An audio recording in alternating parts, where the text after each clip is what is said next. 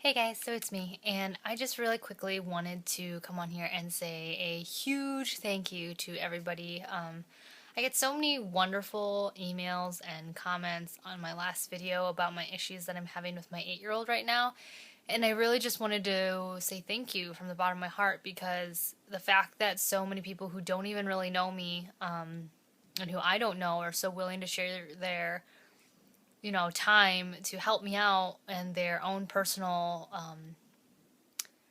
situations or experiences, whether they were single parents, doing shared parenting with somebody else, or lived in that same type of environment, growing up. Like, I just really appreciate it. Like, it's just really nice. So I want to say thank you.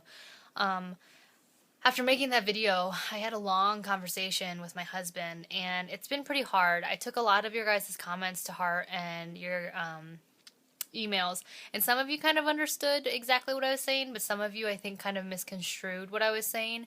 Like with the situation with how much time I'm spending with her. When people said, oh, maybe you just need to spend more time with her, I wasn't saying that I don't spend time with her. People were suggesting I spend even more, like even less time with my youngest and more time with my oldest to make up for the fact that there's a new baby around.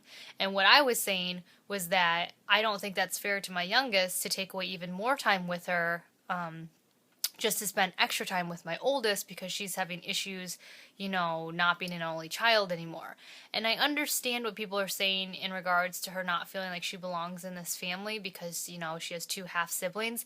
But I don't think that's the issue. Like, she loves her siblings. Like, I guess you'd have to just know us and, meet us in person to understand. But anybody who does knows that, like, my husband loves my daughter like she's his own. It kills him inside that she's no longer allowed to call him daddy, because her dad doesn't want her doing that and has expressed that.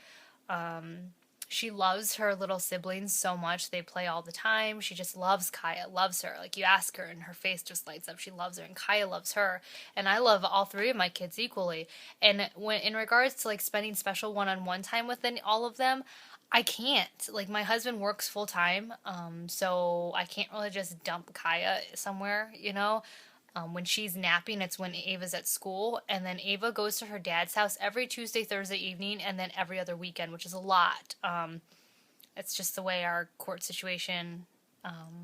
It's what I offered when we were younger, and we just never changed it when she went back to school because he was just kind of unwilling to do that, and I didn't want to go through lots of court and court costs because it was really expensive the first time around.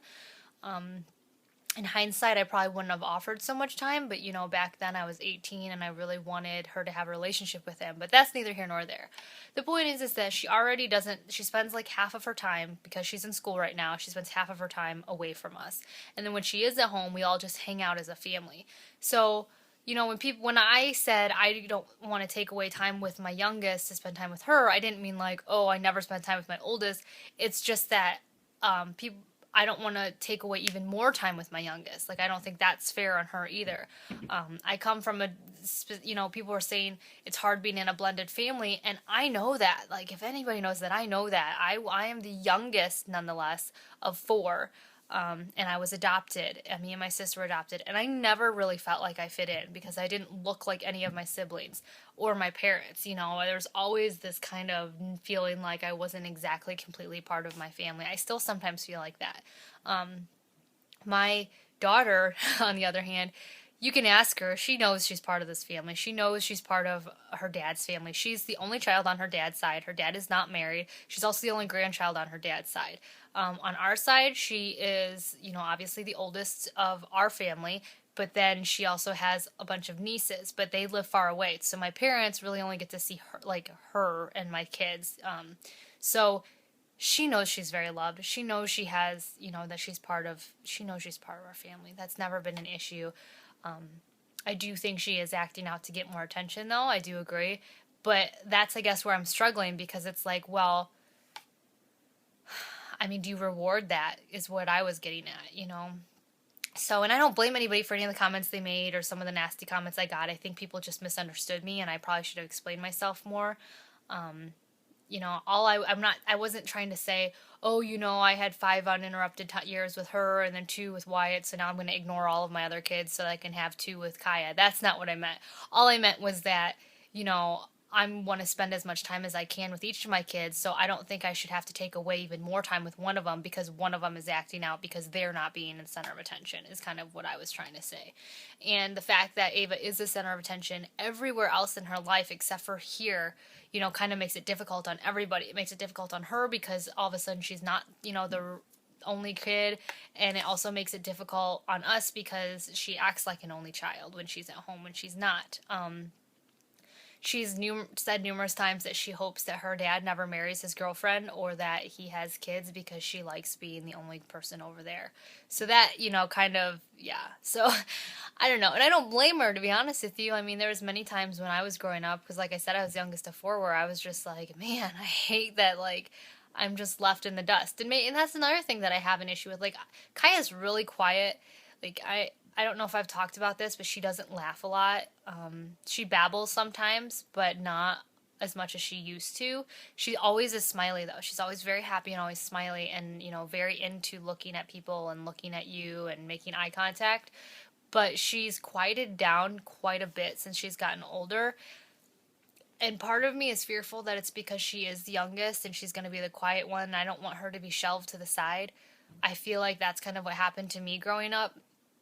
I had 3 older siblings and they all had their own, things going on, and I was left out a lot. And my parents were always so busy, they were always so busy, both working full time, and I don't blame them at all. But, they were always so busy, and I sometimes wonder what would have happened if somebody would have paid a little bit more attention to me and my issues. I never got help for the sexual abuse that I went through as a child, and I sometimes wonder, okay, if I would have gotten help sooner, maybe I would be a little bit better right now. But that's hindsight. It's all in hindsight. But you know what I mean? Like, I just have this fear because I know how lost I was and how lonely I felt as the youngest and being left out and being so, kind of shelved to the side, that I don't want Kaya to ever feel like that. And the fact that she's gotten a lot quieter and is more expressive and talkative or babbly when her siblings aren't around kind of makes me wonder if that's what's going on, because a 2-year-old and an 8-year-old command a lot more attention than a baby does when they're around. So I don't know, it's all about parenting. Like, it's really hard. I feel like when they teach teen abstinence and protection and stuff like that, and teen pregnancy prevention in the schools, like, I feel like this should be some of what they talk about. The fact that, like, it's not only hard financially and emotionally and physically to have a baby by yourself as a teenager, but it also affects you for, like, the rest of your life. Like, it affects your family, your kids, everything. Like, you're just constantly second guessing yourself because the situation's just not normal. This is kind of being a parent too. You're just always scared you're going to mess your kid up. You're always terrified that something's going to happen where you just mess your kids up. You do the wrong thing, you say the wrong thing just once, or the wrong thing happens and that kid is just screwed up for the rest of their life. And that just, like, terrifies me. And I guess that's why I was so paranoid a few days ago and posted that video, because it just felt like I was doing something wrong and I don't want to do something wrong, I had really good parents. They were very loving. They, of course, had their faults like anybody. But, they worked their hardest to provide for us 4 kids. And sometimes I wonder if they tried too hard to provide for us because, like I said, I didn't get as much attention as I probably needed in the time that I needed it in my teenage years and then when I was abused. And I just don't want that happening to my kids. I want to be available to them if they ever need me or talk to me, and I think that's why I stay at home, and that's why I feel so strongly about staying at home, like, and will sacrifice living in a small house and having a crappy car because I want to just be there and be available to them. I don't know, I just, like I said, I had wonderful parents, and I still have wonderful parents, and I still turned out the way that I did, pregnant, abused, high school dropout, I still turned out that way. So it just kind of terrifies me because it's like, well, what's going to happen to my kids, you know?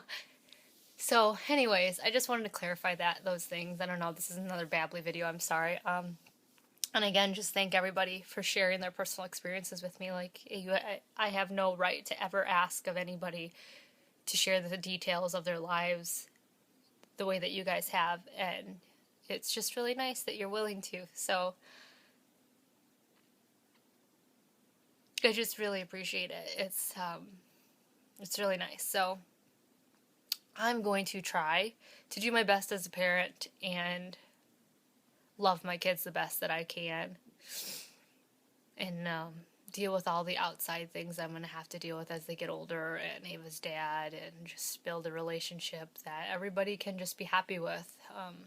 But anyways, I'll talk to you guys all later. Again, thank you so much for all of your support, and it's really nice. So I'll talk to you later. Bye.